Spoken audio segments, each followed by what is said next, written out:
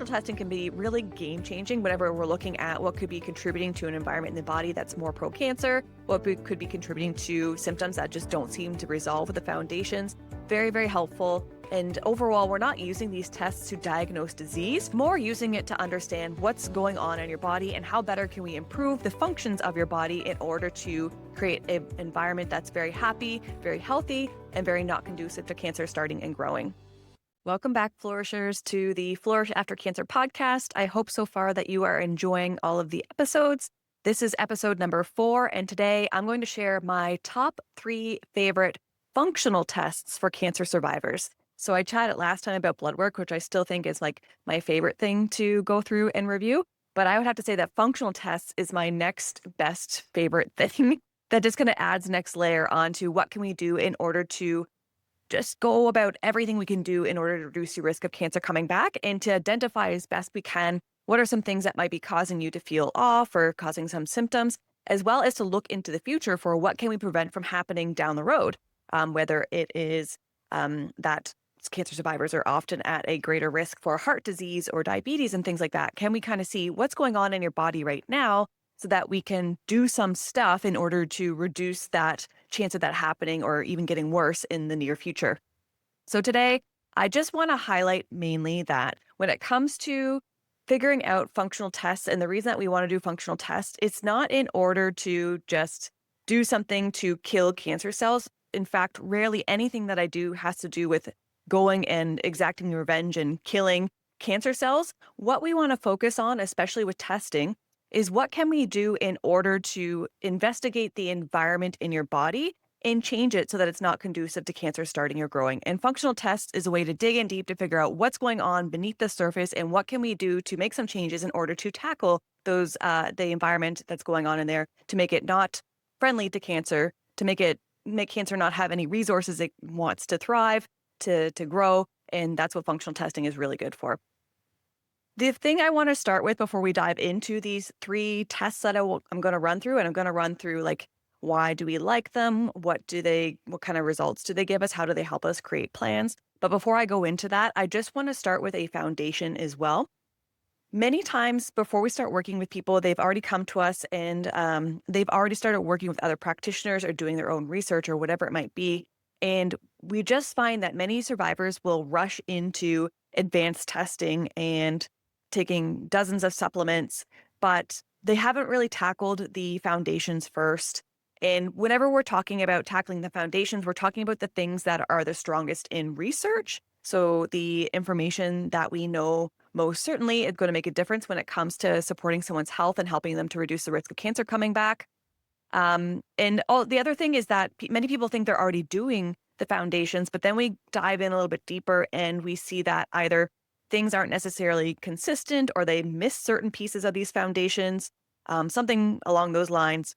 So like, for example, we'll start asking, are you strength training 3 times a week for 45 to 60 minutes? And they'll be like, no, but I walk every day. Well, actually, according to research, there's been papers, like really well done papers in humans showing that women who are fit at diagnosis, for example, they've already been exercising, then they are diagnosed.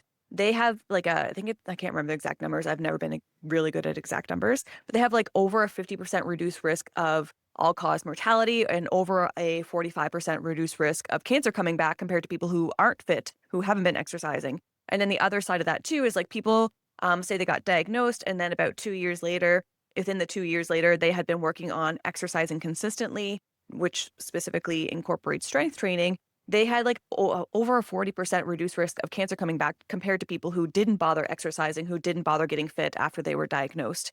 So something as simple, and I say simple with a laugh, something as simple as figuring out how can you get strength training into your week 2 to 3 times per week, ideally for 45 to 60 minutes, can make a huge difference in your risk of cancer coming back. And again, we ask people that question sometimes and they're like, well, I walk and I might do some yoga classes, and those are fantastic, really great things. And for certain people, they're more necessary than others. But we're looking at a foundation here of strength training, basically. Other things we'll ask about, like, are you sleeping through the night? Are you doing things that bring you joy? Are you focusing on feeling better? Are you getting at least 1 gram of protein per kilogram of ideal body weight? Are you having daily bowel movements? And a lot of times the answers to these questions are, I don't know, or no, absolutely not. And I just have to remind people that these are absolutely the foundations in order to build upon then doing functional testing and supplementation and things like that. We should always be addressing these foundations. The other things like we might check are like, are you doing advanced testing for your cholesterol? Um, have you checked your blood sugar, your vitamin levels, things like that? And if those aren't in place, then there's no use in doing a lot of functional testing unless there's something really blatant popping up or a really major symptom that potentially needs a further, more in-depth investigation.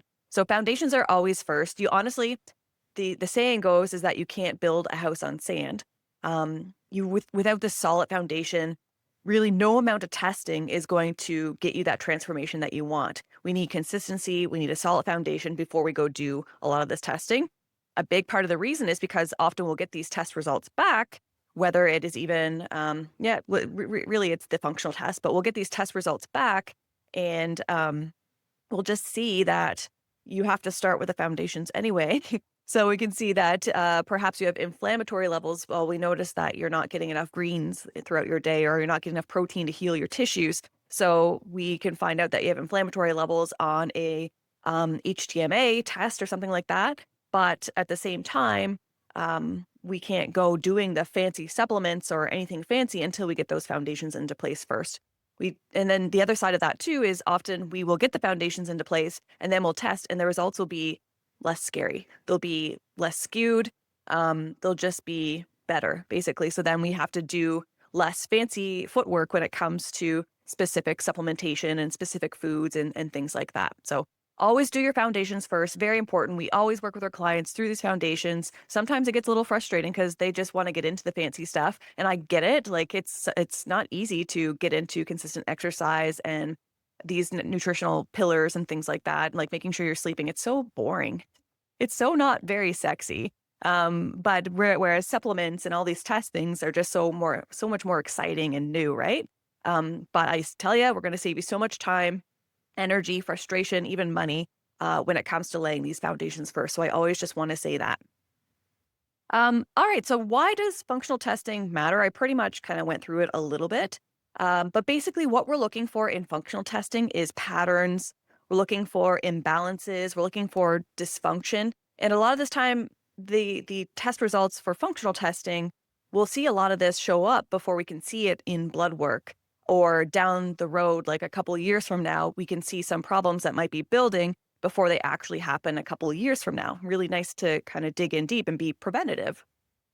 They also allow us to get a more comprehensive view on what's going on under the hood, so to speak. Why are your symptoms there? So maybe we've laid the foundations. We've seen maybe a little budge in what your symptoms might be, but we just haven't quite hit the nail on the head just yet. The functional testing will give us a little bit more comprehensive look under the hood to see, oh, we can see that this imbalance is actually happening right now. Let's see what we can do to change that. That will probably impact your gut health, your energy, your pain levels.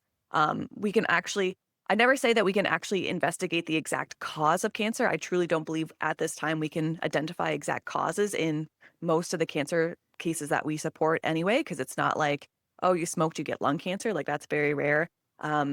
That people will come work with us, to be honest, because they know they smoke. They probably don't want to work a lot on nutrition and things like that.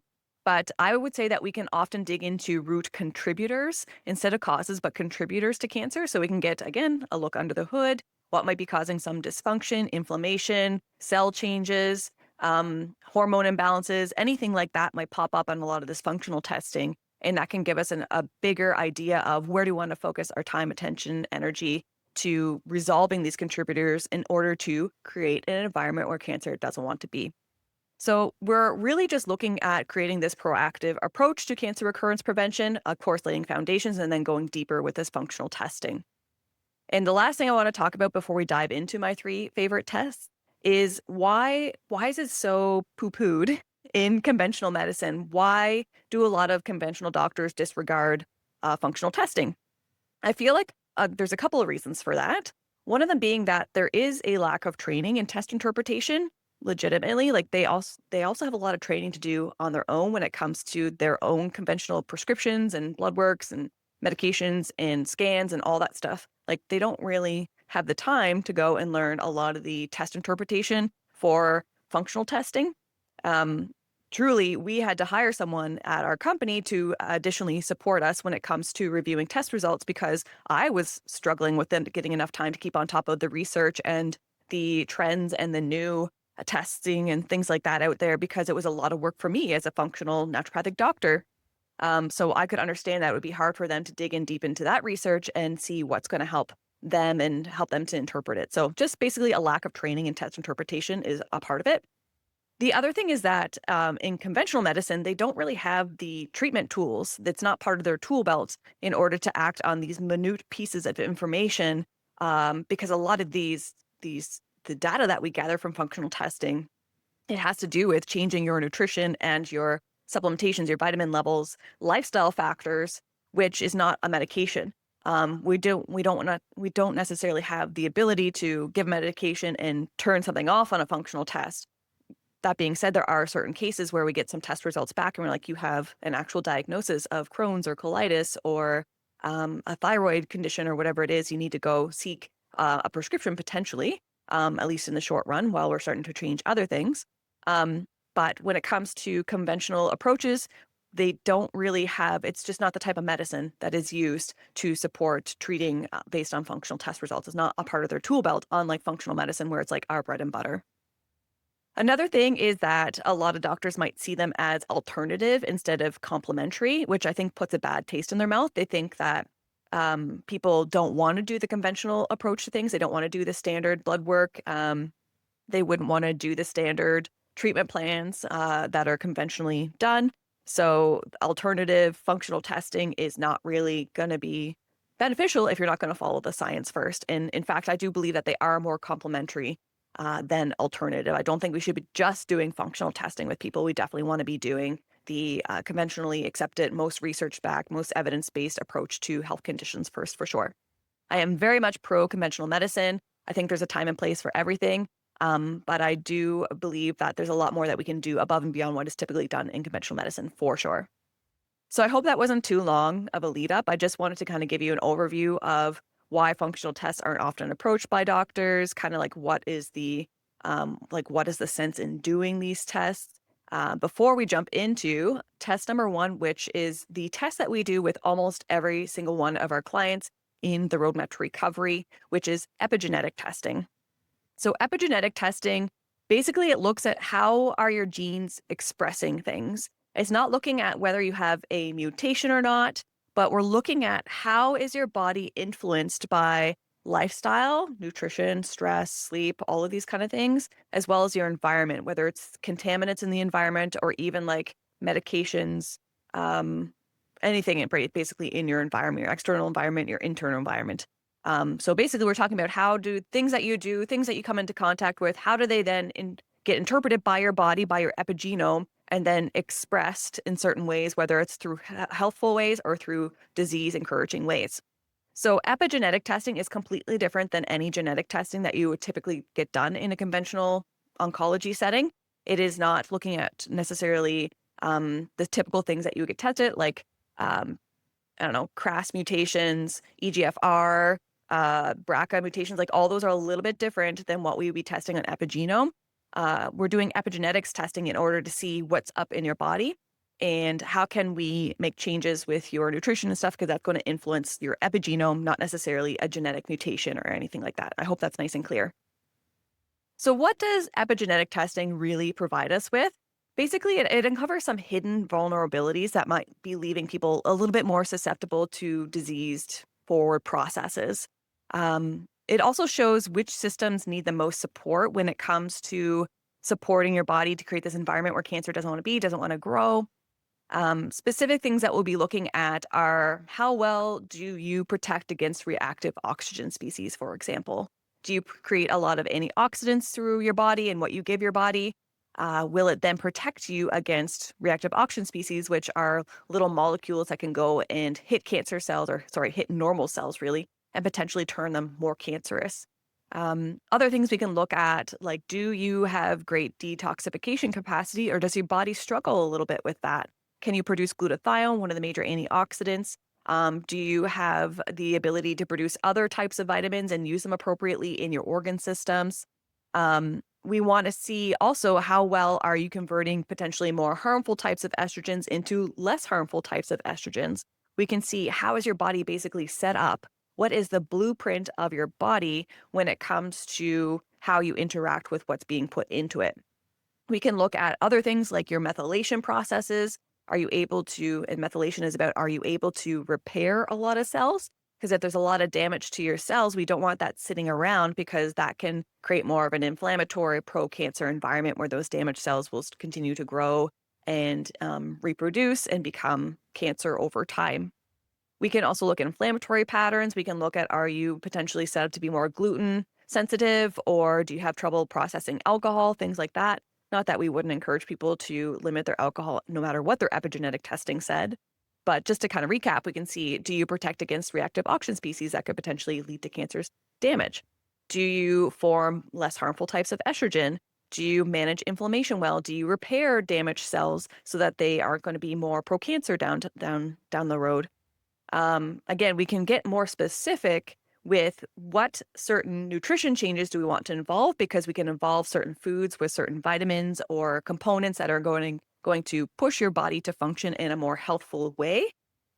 We can also use it to guide more blood work. Like if you have trouble with methylation processes, we want to check your B12 and your folate on your blood work to see what are your levels like right now in your body. And we want to keep an eye on that down the road to make sure that you're getting B12 and folate rich foods. And we can also use it to guide our supplement recommendations when it comes to either using B12 or folate or something like that, or potentially more estrogen supportive supplements, things like that. So it's very powerful for giving us more focus, direction, more intentionality whenever it comes to how do we choose specific foods, specific supplements, and sometimes even like exercise plans and things like that for your body. Again, this is like sometime in the future, I'm going to go through my cake analogy and how it compares to cancer. But these are the sprinkles. Your functional testing is the sprinkles. You already have to lay the foundation of research-backed changes first when it comes to your diet and exercise.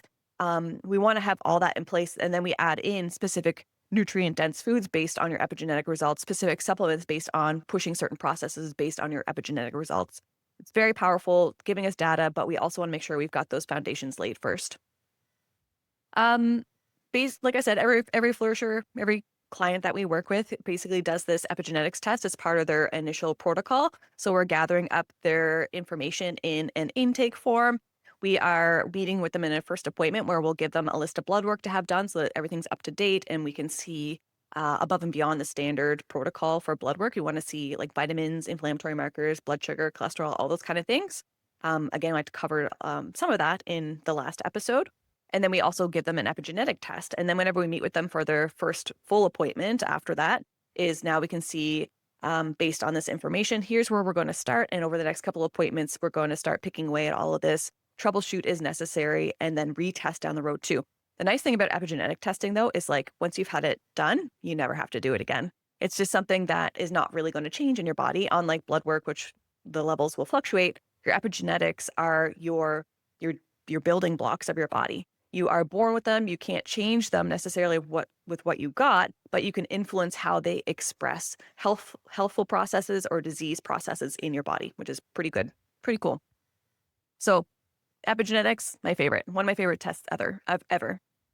The next test I want to cover is a test that is probably a little bit less fun for people to do because a saliva test is how you do the epigenetics test, whereas a GI map stool test, which is the second test I want to talk about today, it is a poop test. So we actually have to get you to collect a sample of your poop.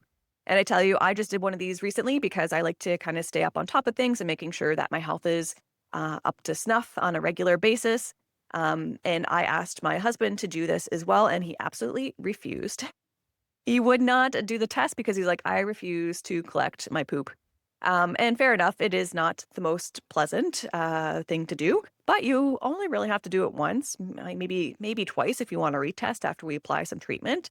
But I just couldn't make him do it. But most people we can get to do it because it is a very valuable test.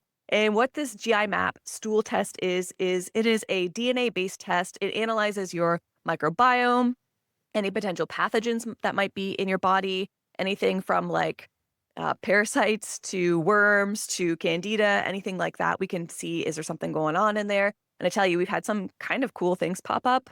I guess not really nice, but kind of cool where we're like, oh, I can see that you went camping recently and you potentially you had some of the lake water to drink. We can see some of that pop up on people's GI map tests sometimes. Um, it's also looking at their digestive capacity, like can they produce certain enzymes, break certain components like fats down. We can see how healthy is the gut lining. Is there leaky gut involved? Is the gut lining inflamed? How well is your how well are your immune markers in your gut as well? So it's very valuable test. It's super comprehensive. It's about 4 or 5 pages worth of information, but it's very clear, very succinct in the way that they lay it out for us, which is fantastic. But why do we do a lot of GI map stool testing, a lot of gut testing? It's because your gut is very central to your whole body. Everything you eat has to get processed and digested and absorbed and pulled into your cells via the gut. Everything that you've been through in terms of not everything, but a lot of your treatments, they have to get processed by certain parts of your organ systems that then get eliminated through your gut. Your hormones, your estrobolome, this thing called the estrobolome, which again, I'll do an episode on in the future, has to do with your estrogen metabolism. It is all part of the gut and the ability to rid our bodies of excess hormones that we don't want anymore, that if they do recirculate, they can be a little bit more harmful. Again, all integral to the gut. So basically, whether people are coming to us with a hormone responsive cancer, perhaps they have a colorectal cancer diagnosis. These are where our main focuses might be, the types of cancer we might focus on most when it comes to should we recommend a gut health test. Other reasons would be if you have any sort of gut issues. So if you have an excessive amount of gas or bloating that you can't really narrow down what's going on, if you have a lot of heartburn, reflux, um, basically diarrhea, constipation, if you're not having bowel movements very regularly, mostly every day, then we might want to explore a little bit further what's going on within your gut. And again, a lot of the times when it comes to digestion, foundations can fix a lot of this because if you're reducing stress, if you're eating more fiber, drinking more water, like just those foundational approaches, that can fix a lot of gut problems. But sometimes we do that with people and we see not as huge of a budge as we want. So then we're like, let's really dig into this so that we're not messing around with this. Let's really get an answer as to what does your microbiome look like? How's your gut lining? Are you actually breaking things down and digesting them appropriately? Are you eliminating estrogen and basically estrogen, the hormones from your body? We can do that in a gut test, which is fantastic. Things that we kind of highlight on this test is like, what does your beta glucuronidase look like? If it's high, then you might have some recirculating estrogens in the body. Are you having trouble breaking down fats? Then we might want to look at a bile supplement, bile being something that can help you to digest fats a little bit more effectively. Do you have any problems with zonulin, which is a marker of leaky gut? If that's high, that could be a sign of just inflammation of the gut lining. And then we want to tackle the inflammation of the gut lining, understanding what could be causing it. Is it the microflora imbalance that's then leading to an inflamed gut lining? Things like that. We kind of want to look at what is the whole picture here. And it does tell a nice little story when we get those results back. So that is the second test, GI map test. I just find it's a pretty cool little story we can get from that, as I mentioned. And it just dives a little bit deeper into those who are having major gut issues or are diagnosed with a hormone responsive cancer, again, because your hormones are so linked to the removal of the hormones being so linked to your good gut health. And also colorectal cancer be an important part because, again, we're looking at what's going on in the colon or the rectum to encourage more cancerous changes to happen there. So my third test, I have to say we do it a little bit less frequently than the others. I find epigenetics is just very key to giving us more specific information. GI map, we just have so many people with hormone responsive cancers, colorectal cancers, and also gut issues that we do it pretty regularly, especially after doing some foundations and we just don't see the big difference we want to see, or we just want to take it to the next level and just double check that everything looks good. We kind of do those tests more often. But a hair tissue mineral analysis, an HTMA, is also another test that we'll do sometimes. So what this test does is it's a hair sample. So we can analyze your mineral levels and also heavy metal exposures just by looking at a small hair sample, which is pretty good. And why do we look at the hair? At the minerals. So minerals are like the spark plugs of the body. They support your detoxification processes. They support your thyroid. They support your adrenals, your stress response, and they also support these things called the mitochondria, which are very important for making energy in your body, alongside the fact that mitochondria could be involved in encouraging certain cancerous processes in the body as well. So if we can get a good balance of minerals, then that's going to support stress response, which is always going to be off in someone who's gone through cancer treatment. And honestly, anyone living in the world right now where there's a lot of stuff going on that can feel like it's outside of our control sometimes, there's a lot of stress. So if we can support those stress organ systems, then we're going to help to reduce that stress impact on your brain as well. So minerals, they're just so important to everything. And just looking at the ratios on this HTMA test, we can see, is there something off with your thyroid? Is there something off with your adrenals?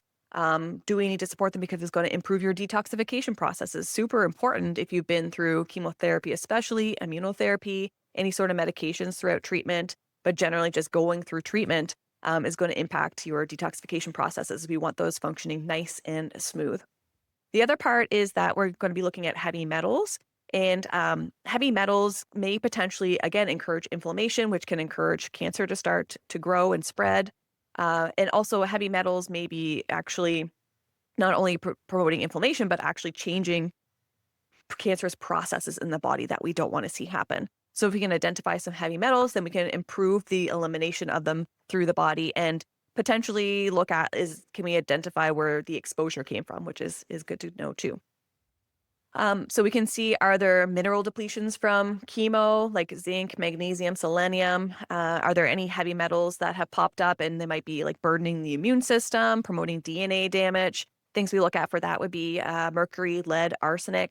And can we see stress patterns? So whenever we look at calcium to phosphorus or sodium to magnesium, the certain ways that the ratios are of those minerals can tell us what are your stress patterns? What do we need to do in order to encourage these mineral changes to balance out appropriately based on certain stress patterns that we're seeing in your body, certain organ systems, that kind of stuff. So it's not just like if we see that your magnesium's low, we don't just give you magnesium. It's going to tell us above and beyond that what organ systems might be involved. So then we're going to actually look at more your kidneys or your adrenals or your thyroid or your liver. That supporting those organ systems is going to help to increase your magnesium. Alongside, we will look at magnesium-rich foods and potentially a magnesium supplement, but that's very short-sighted thinking. We actually want to look at the ratios to then look at the whole picture of your test and see, okay, it seems like according to these patterns, we're seeing that your liver is impacted or like your adrenals are impacted, whatever it might be.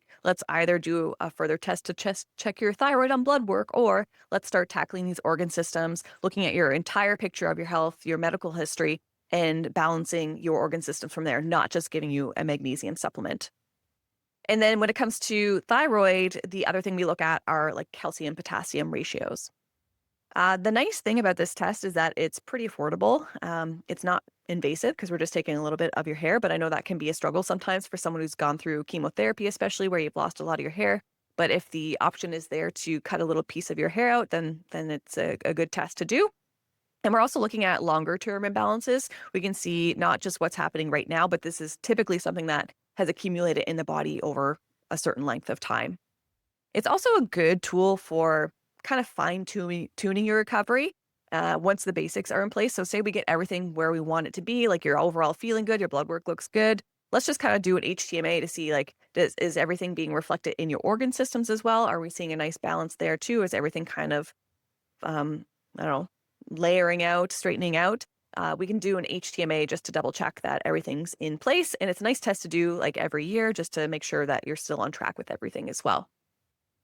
The point about this test in particular, the HTMA, is that it can often be interpreted not very well. Context definitely matters. Like I mentioned, you're not just depleted in magnesium because your magnesium is low on your test. It is the ratios that we're looking at and the full picture of what's going on in the test. We're looking at both the ratios of the minerals as well as what heavy metals might be there, as well as what is your past medical history. What chemo have you just gone through?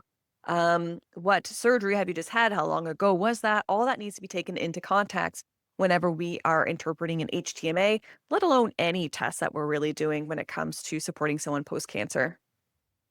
All right, so I'm almost done. Just a couple mistakes to avoid before I finish up for today. I really want to make sure that you're not jumping into testing again without laying that foundation. It's going to be a lot of wasted time, wasted money. Also, like you often, like I said, fix the foundation and then the test isn't as bad. It's not as scary. It's much easier to address. Or you get the results back if you didn't fix the foundations first and you have to go to the foundations anyway. So you might as well start where the most important movements are, and that's the foundations. Also, I would encourage you to avoid self-interpretation or working with a practitioner who really doesn't know how to apply the results in like the full context.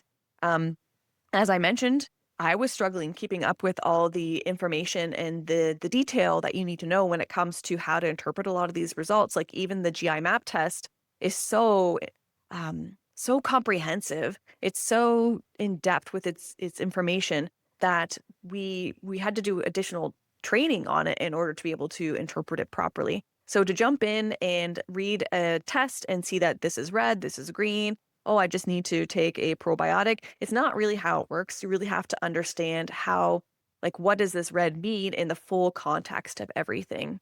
I guess another mistake is often we see people chasing one result and just seeing like, oh, I see that my zinc is high. I'm going to not take zinc in or eat zinc in food. And that's not really what needs to be done. We need to look at the patterns as opposed to just a single point on this test result. And also be wary of over supplementing based on one finding, especially in the epigenetic results. A lot of them come back with interpretations already done for you, and they are very overwhelming and very, very in depth. And you might come back with like 3 pages of supplements that they want you to take based on each page that they individually analyzed for you. Whereas it's important to look at all of the parts of the epigenetic test in big bird's eye view, and then take that information and apply it also alongside your past medical history and what you're already doing when it comes to your nutrition and supplements and things like that, your blood work. You got to take all that all together and then create a plan. Otherwise, with the way that a lot of epigenetic results are interpreted by a company, they're literally just saying, okay, your methylation processes are not working up to snuff as we would like to see. So you need to take this B12 and folate and B2. Okay, and on the next page, we can see that you're not making glutathione. You also need to take glutathione.